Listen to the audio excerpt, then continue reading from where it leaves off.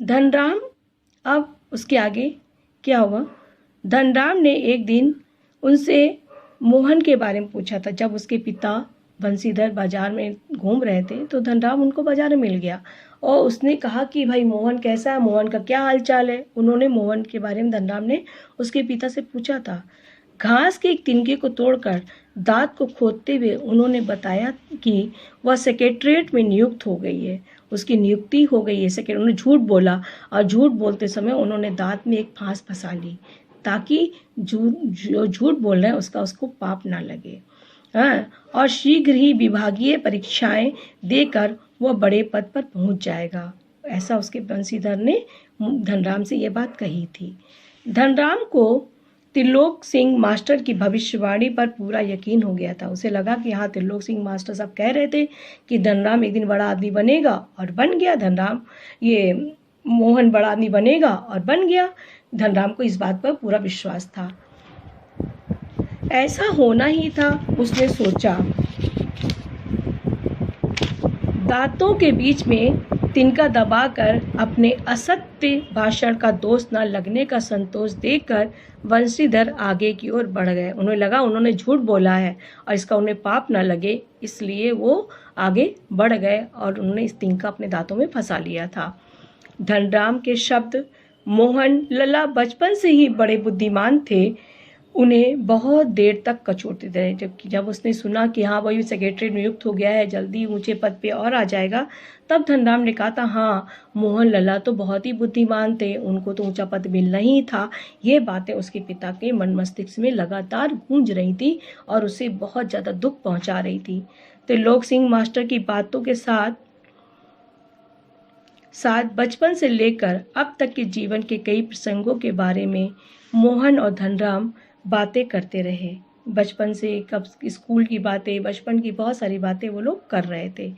धनराम ने मोहन के हंसुए के फाल को बेत में से निकालकर भट्टी में तपाया और मन लगाकर उसकी धार गढ़ दी थी। धनराम जब जिस काम के लिए मोहन गया था, उसकी हंसिया की जो बेत लगा था, लकड़ी का हैंडल, उसको निकाला और उसको अच्छी तरह तपाया। हंसिया को तपाकर उसको अच्छी तरह धार कर दी थी। गरम लोहे को हवा में ठंडा होने में काफ़ी अधिक समय लगा था। धनराम ने उसे वापस बेत पहनाकर मोहन को लौटाते हुए अपनी भूल चूक के लिए क्षमा मांगी हो, इस प्रकार से ऐसा उसके चेहरे का भाव था। बेचारे पंडित जी को तो फुर्सत नहीं रहती, लेकिन किसी के हाथ भिजवा देते तो मैं तत्काल बना देता। धनराम ने कहा, पंडित जी को फुर्सत नहीं मिलती है, तुमको आना पड़ा। अगर वो किसी के हाथ भेज देते तो हम इसमें धार करके दे देते। मोहन ने उत्तर में कुछ भी नहीं कहा, लेकिन हंसुए को हाथ में लेकर वह फिर वहीं बैठा रहा। ऐसा लगा जैसे उसे वापस जाने की कोई जल्दी ही नहीं है। सामान्य तौर से ब्राह्मण टोले के लोगों का शिल्पकार टोले में उठना बैठना अच्छा नहीं माना जाता है।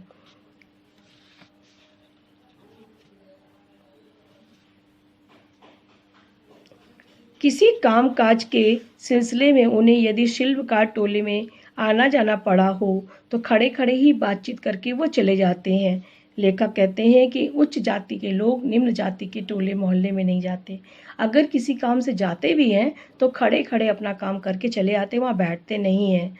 ब्राह्मण टोले के लोगों को बैठने के लिए कहना उनकी मर्यादा के बिल्कुल विरुद्ध समझा जाता है। मतलब अगर किसी निम्न जाति के लोग ने ब्राह्मण जाति को बोल दिया बैठिए, तो मतलब उनका अपमान कर दिया, इस तरीके ये माना जाता है। पिछले कुछ वर्षों से शहर में जाने के कारण मोहन गांव की इन मान्यताओं से अपरिचित हो, ऐसा संभव नहीं था। लेखक कहते हैं कि मोहन कुछ सालों से शहर में रहा था, लेकिन गांव की क्या परंपरा है, क्या प्रथा है, मोहन क्या परंपरा प्रथा को नहीं जानता। ऐसा संभव नहीं है, लेकिन मोहन ने उस परंपरा उस प्रथा को तोड़ दिया और वो लोहार के जाके उसके दुकान में एक कनस्तर में जाकर बैठ गया। धनराम मन ही मन उसके व्यवहार से असमंजस से पड़ा था कि ये क्या कर रहा है, ये ब्राह्मण जाति का होकर हमारी दुकान पे आके बैठ गया।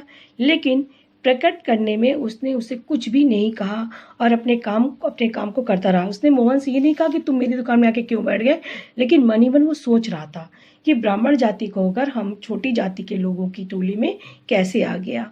वो मन ही मन उसके दिमाग में ये बात द्वंद्व कर रही थी। लोहे की एक मोटी सी छड़ को भट्टी में गलाकर धनराम उसे गोलाई में मोड़ने की कोशिश कर रहा था। धनराम अपने काम में लग गया, एक लोहे की छड़ को लेकर गर्म करके उसको गोल करने की कोशिश कर रहा था। अपने हाथ में सरसी पकड़कर जब वह दूसरे हाथ से उस पर हथौड़े की चोट मारता तो निहाई पर ठीक घाट में सिरा ना फंसने के कारण लोहा उचित ढंग से नहीं मुड़ पा रहा था। वो जैसे मारने की कोशिश की, जैसे लोहे को क्लैप ऐसा होता फंसाते हैं और फंसा के उसको मोड़ रहा था, लेकिन वो बार बार नहीं कर पा रहा था। मोहन कुछ देर तक उसे काम करते देखता रहा, फिर उसने अपना संकोच त्याग कर दूसरी पकड़ से लोहे को स्थिर कर लिया और धनराम के हाथ से हथौड़ा लेकर नपी तुली हुई चोट मारते हुए अभ्यस्त हाथों से धौकनी फूंक कर लोहे को दोबारा भट्टी में गर्म करके और निहाई पर रखकर उसे ठोकते पीटते सुघड़ गोल रूप में ढाल दिया। मोहन ने यह काम बहुत ही आसानी से निपुणता से कर दिया। मोहन का ये हस्तक्षेप इतनी फुर्ती और आकस्मिक ढंग से हुआ कि धनराम को चूक का बिल्कुल भी मौका नहीं मिला कि उसे वो मना कर पाए। वह अवाक ही मोहन की ओर देखता रहा था। उसे मोहन की कारीगरी पर उतना आश्चर्य नहीं हुआ था जितना पुरोहित खानदान के एक युवक को इस तरह के काम को करते हुए उसने देखा। उसकी भट्टी में बैठकर हाथ डालने का हुआ था कि वो उसकी भट्टी पे बैठ गया और आकर उसका काम में सहयोग कर रहा है। इस पे उसको बहुत आश्चर्य हो रहा था। वह शंकित होकर इधर उधर देखने लगा कि कहीं कोई तो नहीं देख ली कि ब्राह्मण जाति का व्यक्ति और लोहार के घर में बैठ के काम कर रहा है, कहीं मोहन की बदनामी ना हो। वो डर के मारे इधर उधर ताकने लगा, कोई व्यक्ति देख ना ले। धनराम की संकोच, असमंजस और धन संकट की स्थिति से उदासीन होकर मोहन बिल्कुल संतुष्ट भाव से अपने लोहे के छल्ले को त्रुटिहीन गोलाई की जांच कर रहा था, जबकि धनराम सशंकित होकर चारों ओर देख रहा था कि कोई उसको देख तो नहीं रहा है कि मोहन उसके औसारे पे बैठ के काम कर रहा है या भट्टी पे उसका सहयोग कर रहा है। लेकिन मोहन निश्चिंत था कि कोई क्या भी कहेगा, मोहन को उसकी परवाह नहीं थी।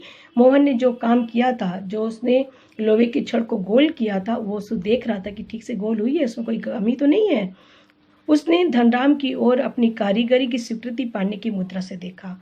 जब उसने गोल कर लिया तो उसने धनराम की ओर देखा और कहा, आंखों ही आंखें में कहा, बताओ ठीक बना है। उसकी आंखों में एक सर्जक की चमक दिखाई देती थी। एक सर्जक माने एक निर्माणकारी व्यक्ति की चमक दिखाई दे रही थी कि वो किसी भी चीज़ को बना सकता है, जिसमें ना तो स्पर्धा थी और ना ही किसी प्रकार की हार जीत का ही भाव था। ना उसके अंदर ये कंपटीशन की भावना थी कि तुम तो लोहार हो, तुम ये काम नहीं कर पाए, मैं ब्राह्मण जाति का हूँ, मैंने ये काम बहुत अच्छी तरीके से कर लिया।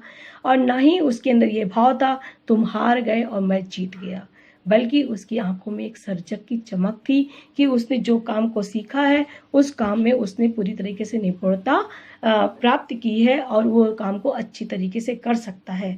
इस प्रकार से उसने अपने अपने वर्ण की जो जाति, जिस जाति में पैदा हुआ था, उस स्वाभिमान को उसने पीछे छोड़ दिया और एक आम व्यक्ति की तरह विनम्र भाव से अपने अभिमान को पिघलाकर उसने अपने व्यक्तित्व का निर्माण किया है।